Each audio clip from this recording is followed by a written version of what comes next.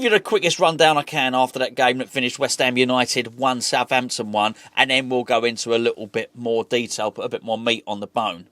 The start of the game, particularly the first half, Southampton were better than West Ham. They hit the bar. They probably Carl Walker-Peters should have scored, actually. A couple of smart saves from Alphonse Areola. Not an awful lot from West Ham. And we had our struggles, particularly Vladimir Coufal, who was starting because Aaron Wan-Bissaka had a bit of a bad toe injury. And certainly had a really, really tough duel down that side, our right-hand side, their left-hand side.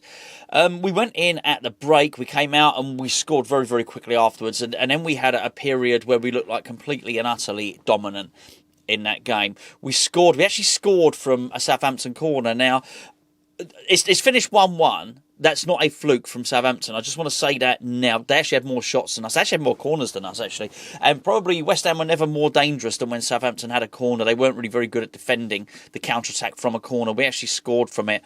We sprang the counter-attack really, really quickly. And Kudus played his part. Certainly Füllkrug did. And Bowen scored a very Bowen-type goal. Close your eyes and imagine Bowen cutting in with his left foot and sort of curling it into the far post. You've seen it done many, many times before. Apparently, I think the defender was Manning from Southampton. He'd not seen it many, many times before. And that's how West Ham scored. And that then sort of prompted quite a sustained period of dominance for us. When I say sustained period, I mean maybe a good 20, 25 minutes of dominance, maybe even more.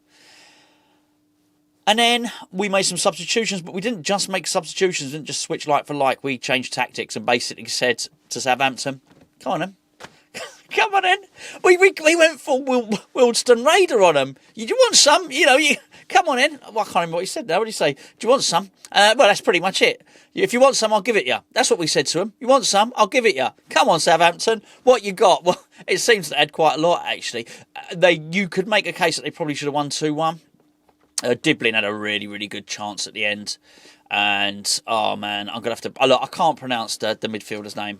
I really can't, who scored the goal. But what an excellent goal he scored. And to be fair, people may say that there was a bit of fortune to it because it was Max Kilman who had blocked a Carl Walker-Peters shot, which sort of deflected out. But... it was still a really, really good goal, and I thought it was deserved. It was 1-1. So there you go. That's the very basic overview of what happened in that game, and I think that's relatively reflective of what happened. Now, obviously, look, there are a lot of wider connotations to what's just happened there. First of all, I want to say a thank you to everybody that left comments on yesterday's video. I'll deal with it another time because now's not the time. I spoke a little bit about me high cholesterol and me high blood pressure and stuff like that. And a lot of people put just really nice advice on there, good advice. And you're a really good lot. You're a really lovely bunch of subscribers. I do appreciate it. I've replied to as many as I had done when I went to bed last night. So we'll do a little something about it. We'll have a little chat about that and some of the other stuff. But now's not the time. I just wanted to let you know that I had read them. I do appreciate it. And yeah, thank you very much. A lot of advice taken on board. That didn't do a lot for me blood pressure. Truth be known, I say that actually. I'm not stressed. I'm not angry about it. I'm resigned to that. I'm not overly. I know I predicted a 3-0 win. So was I confident we'd win? Yeah, I was. But I'm also not surprised that we're no better than Southampton. That doesn't surprise me. And that sounds like a ridiculous thing to say, doesn't it? But I think it's not unreasonable to suggest that. We've played them twice this season. We'll play everyone twice this season, eventually. I almost thought... Paul Onuachu is a funny old player. Big, massive, 6'8" or something like that. But he's got no aggression. If he had aggression, I think they'd have beaten us both games. Both home and away. We've got some problems. I'm going to try and stick off of Potter as much as possible, and I will do another video about Potter tomorrow.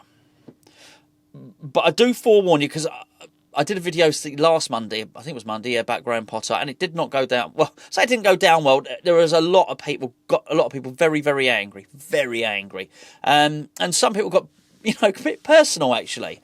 And I make no apologies for being very concerned about Graham Potter, and clearly you probably understand I don't feel an awful lot better after that. So we'll talk about that maybe a little bit more tomorrow. In terms of this game, I'll try and stick to this game now and maybe do some individual performances for you. Southampton struggled early in the game. I thought Areola, no chance with that goal, by the way, the Saints goal.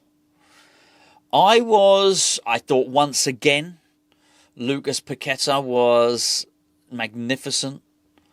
Some of the passes he was doing were just sublime, just out of this world. I am not looking forward to losing this player. I know he's had a dip, but you can understand why. And you know, for all Potter's faults, and I think he may have a few, he has got the very best out of Lucas Paquetá. He's got him playing again, and that's great, and it's great to see. And he was brilliant today. He really was. Nicholas Füllkrug, he's a really good player. He's a really good striker. We've really missed him, and I think one of the problems, I say missed him, we've never had him, but you know what I mean, don't you? One of the problems I think we had in this game was when we had that long period of dominance in the second half. I just don't know why we stopped. I don't know why. It was weird the way he did the substitutions. He didn't swap Füllkrug for Ferguson. Ferguson did end up being on the pitch, but he swapped Füllkrug for Soucek.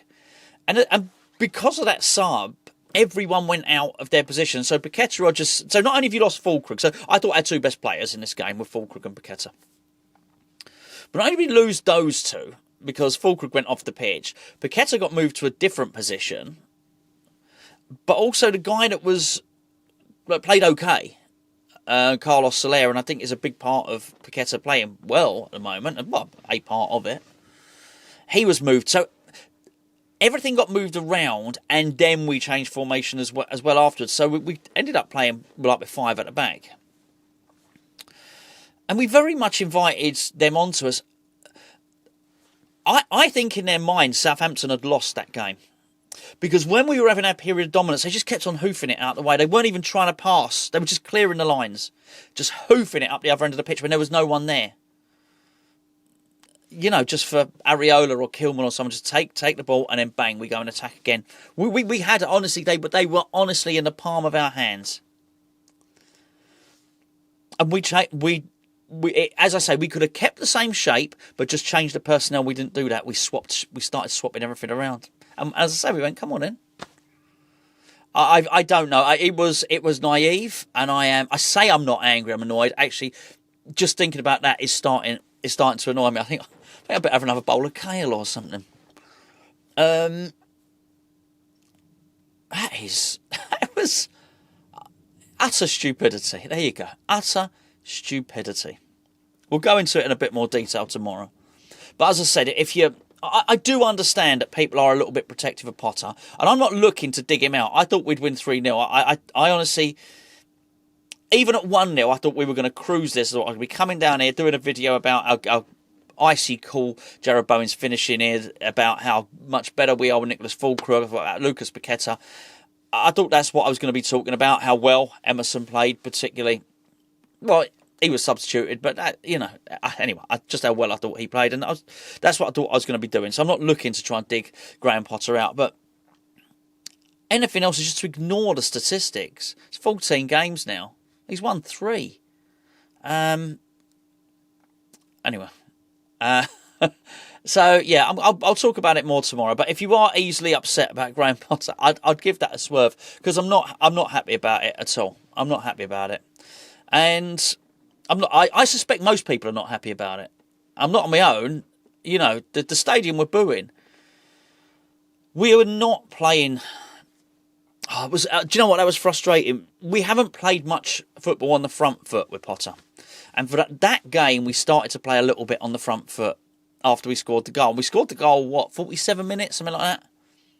Now we're playing on the front foot, and it was a case of it's almost like like calling the kids in for their tea. And they're playing outside. Right, that's it, you lot. In you come.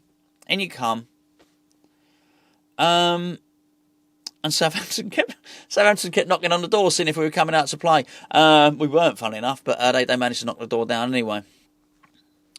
And a little word on Mohamed Kudus. Actually, his confidence is shattered. No doubt about that. Absolutely shattered. I think we'll leave the predictions for the remaining games this season for tomorrow's video. But you could probably guess what I'm thinking. You could probably guess what I'm thinking.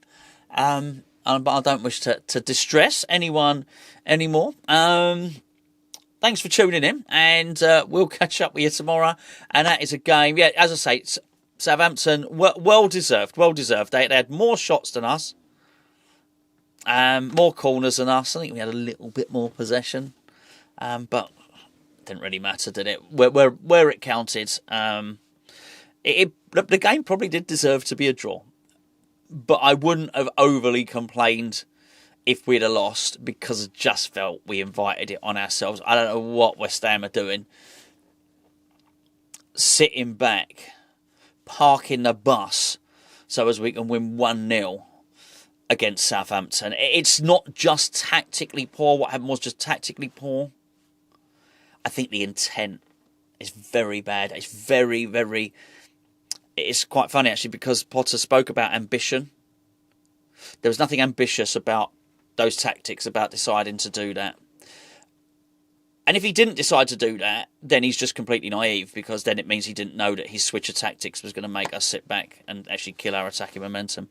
Anyway, as you can see, I'm finding it hard not to talk about it. But look, what can you do? What can you do? It's a concern, right? It's a concern. This is... really, really, let's put it average. This is some average stuff from West Ham at the moment. And we do have some good players. I think likes of Bowen, Füllkrug, Paquetá really showed it today. But if they're not within a framework that allows them to get a result for the team, then I don't know. What can you do? What can you do? Anyway, sorry, I'm just rambling on now. I'll catch up with you tomorrow.